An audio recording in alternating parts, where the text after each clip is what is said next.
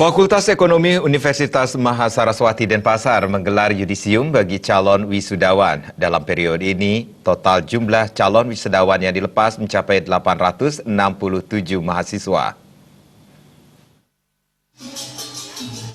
Yudisium Fakultas Ekonomi Universitas Mahasaraswati Denpasar diikuti oleh 867 calon wisudawan. Rinciannya adalah 418 mahasiswa dari Prodi Akuntansi dan 449 mahasiswa dari program studi manajemen.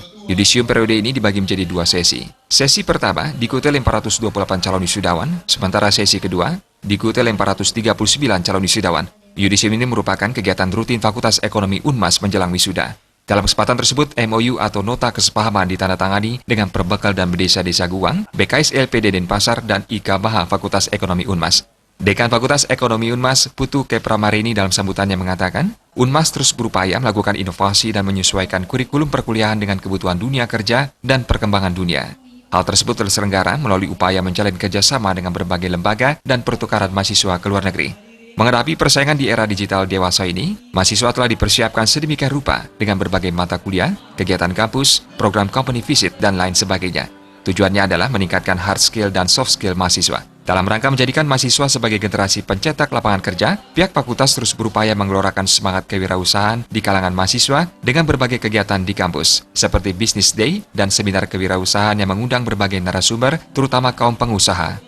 Kegiatan-kegiatan tersebut diharapkan bisa mengubah pola pikir dan memotivasi mahasiswa menjadi pencipta lapangan kerja dan menjadi pribadi yang lebih siap menghadapi era persaingan bebas. Menjamin mutu pendidikan, program studi manajemen telah terakreditasi A, sementara prodi akuntansi terakreditasi B berdasarkan SK Ban PT.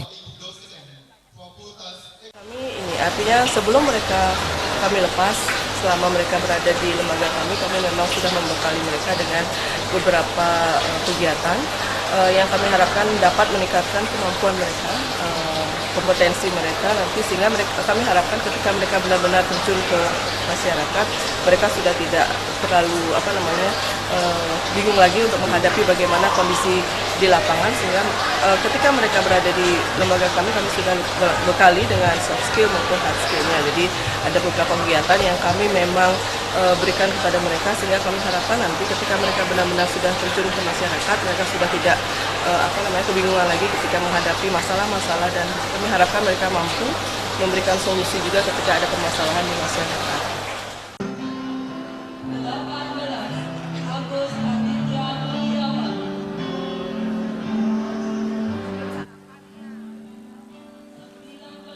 Calon wisudawan terbaik di Prodi Manajemen diraih oleh Kadek Noni Rasmini Ningsih dengan IPK 3,87.